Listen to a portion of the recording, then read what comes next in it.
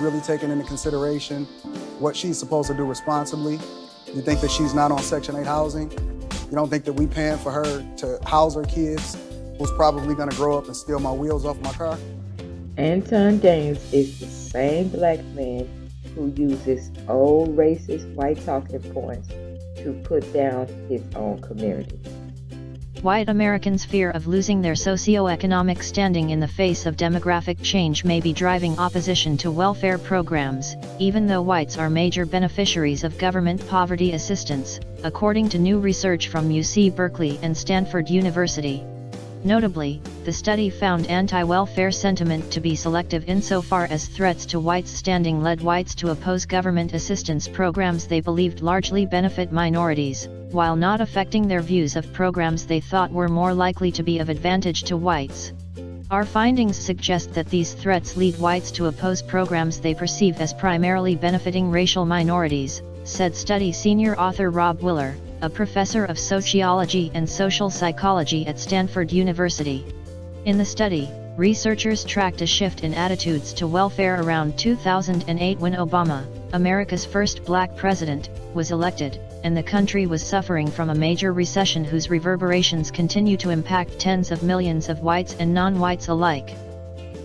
Okay, what do you feel is an appropriate income for families wanting to have children?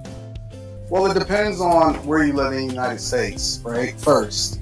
But more importantly, I think that it is important to acknowledge that the people that have the majority of the kids are the ones that shouldn't be having kids. And then that becomes a burden on the people that actually have resources, which we then start to say, take more resources from people that have, and then we become a socialist society where we start to pass out more resources and then we babysit. We make our teachers become overglorified babysitters instead of being able to actually teach. Because if you've grown up in the environments that I've grown up in, even though we had resources, you realize that most of these environments and teachers and these kids become latchkey kids and they don't have the resources. And then you take into consideration that inflation is at an all-time high. And it's becoming more and more expensive every single year in order to give a kid the resources that they need in order to be able to thrive. And so when you see that the population is starting to decline, or there's young people that are starting to make more informed decisions and say, hey, we shouldn't have kids, or maybe I should only have one because we only had one, they're taking into consideration what it really takes in order to raise that kid instead of just recklessly having children for the sake of creating a slave culture.